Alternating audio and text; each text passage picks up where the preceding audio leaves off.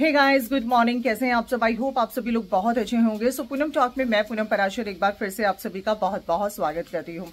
सो आज early morning ही मेरा video आ चुका है बिकॉज आज मुझे शूट के लिए निकलना है, मैंने आप सभी को बताया था। सो दैट्स वाई आज ये वीडियो इस समय बनाना बहुत ज्यादा जरूरी मुझे लग रहा था।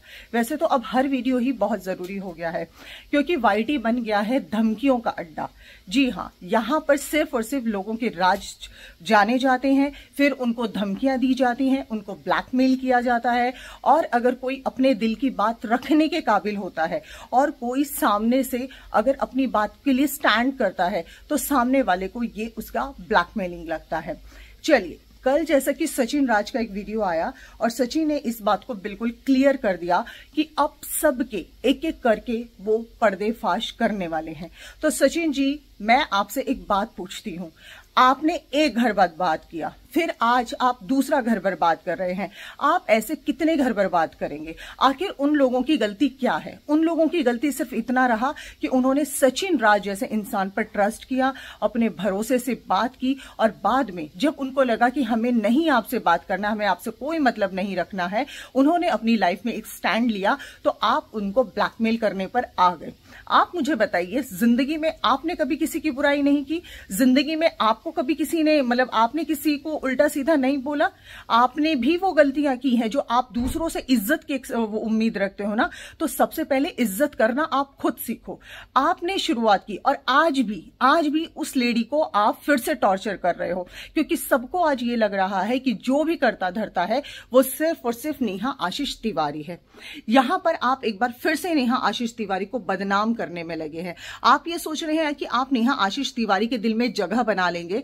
आपको ये लग रहा है कि नेहा आशीष तिवारी की इस तरह से जो छवि आपने धूमिल की है वो ठीक हो जाएगी, तो सॉरी टू से, बल्कि उनकी जो छवि है आप और ज्यादा खराब करने में लगे हैं। जहां लोग धीरे धीरे चीजों को समझने लगे थे वहां आपने उनको और गाली दिलाना शुरू कर दी है। आपके ही दोस्त के पैनल पर, अमित किट्टो पर बैठकर वहां पर यह साफ कहा जाता है कि एक आदमी 10 जगह कुछ भी कर सकता है लेकिन वहां औरत नहीं कर सकती। मतलब एक तरफ आप ये बात कर रहे हो कि मुझे बोला गया, मुझे सुना नहीं जा रहा।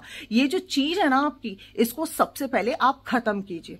आपको एक बार भी ये बात, आपने ये देख लिया कि उस लेडी ने, यानी कि नीतू भोपाल की जो बहू है, उन्होंने आपको ब्लैकमेल किया। ठीक है भाई, गुस्से में कोई भी किसी को कुछ भी बोल सकता है। गुस्से में तो आपने भी बहुत कुछ कर दिया और आज आप दिखा रहे हैं कि मुझे इस बात का एहसास है। तो हो सकता है नीतू भोपाल की बहू से भी कुछ ऐसा हुआ हो।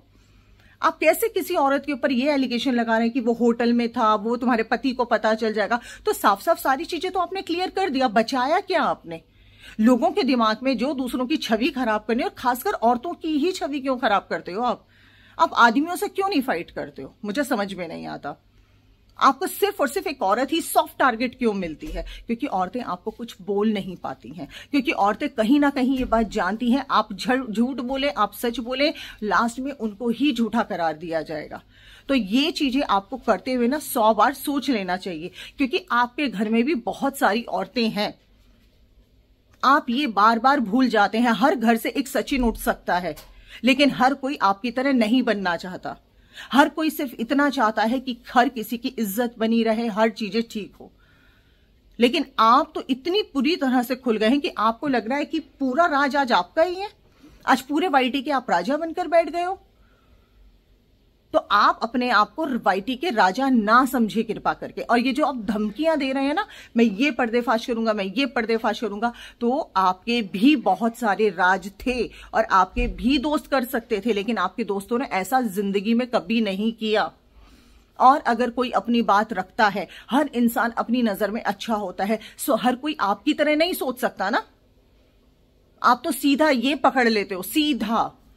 आप पहले समझाते नहीं है। आप कहते हैं अरे ऑनलाइन खेलो, क्योंकि आपको पता चल चुका है कि ट्रेंडिंग में किस तरीके से रहना है। आपको पता चल चुका है चीजों को किस तरीके से करना है। आपको पता है कि किसको कहां पर दबाने की जरूरत है। आप क्या चाहते हो? वाईटी पे हर कोई मुंह बंद करके बैठ जाए, हर कोई अपने मुंह पे टेप लगाकर बैठ जाए? आपको शर्म आना चाहिए। आप जब चाहो किसी भी औरत की धज्जियां ऐसे उड़ा देते और इतने मजे से आप बताते हैं। भाई, हर क्रिएटर पैसा कमाने के लिए बैठा है, इंक्लूडिंग मी। मैं सबसे पहले अपने आप को बात करती हूं। कहीं पे 2 घंटे लाइव चल रही है, कहीं पे 4 घंटे लाइव चल रही है, कहीं पर पूरी पूरी रात चल रही है, रात से सुबह हो जाती है। हर कोई पैसा कमाने के लिए बैठा है। इंडिया में इतनी सारी चीजें हो रही हैं, किसने आवाज उठाई? मैंने भी नहीं उठाई, क्योंकि मुझे वहां से शायद पैसे नहीं मिलेंगे ना, वहां से डॉलर नहीं मिलेंगे। इंटरेस्ट सबको है, लेकिन आप वो इंटरेस्ट देना बंद कर दो ताकि हमारी नजरें और इधर उधर भी भटके। मत उठाइए। आज आपकी वजह से हम अपनों पे विश्वास नहीं कर सकते हैं, क्योंकि पहले तो प्यार से ही सारी चीजें जानी ना। जो इंसान आपको कहीं भी मिला था XYZ, जैसा कि आपने बोला भोपाल की बहू के बारे में, लेकिन उस औरत ने कल आपको बहुत करारा जवाब दिया एक शॉर्ट बनाकर। जरा उनकी शॉर्ट जाकर चेक कर लीजिएगा। हर औरत दब जाए ये जरूरी नहीं है।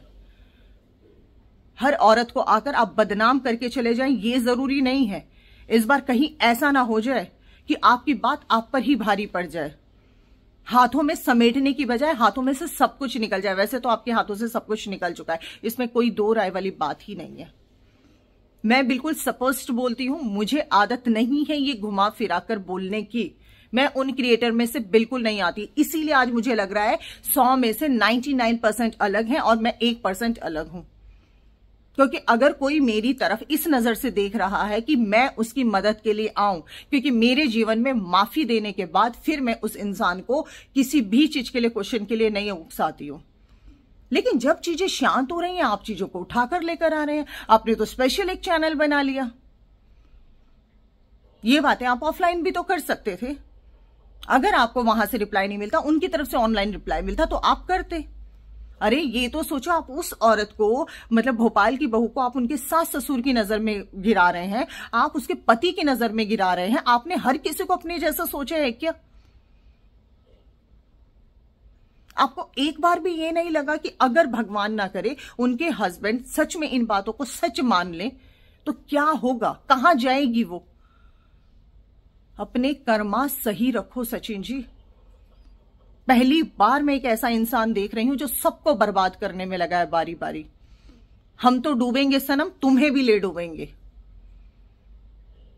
और आप किसी की सुनना नहीं चाहते हो, आप एकदम आग बबूला हो जाते हो।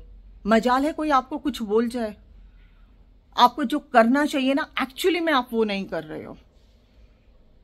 आप वो कर रहे हैं जो आपको करना ही नहीं चाहिए इस समय।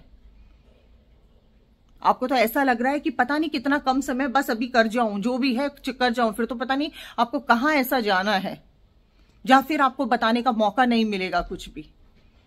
समय आता है, समय की मार को समझिए। कहीं ऐसा ना हो ये मार बहुत बुरी तरह पड़ जाए। और नीतू उनको जिस तरीके से आप धमकी दे रहे हैं ना, अब बहुत छोटे नजर आ रहे हैं, बहुत छोटे। किसी का घर बर्बाद होने से रोक लो, रुक जाओ, कहीं तो रुक जाओ। कोई भी क्रिएटर आपको यह समझाने की कोशिश नहीं कर रहा कि छोड़ दो, मत बोलो, किसी के घर को मत बर्बाद करो।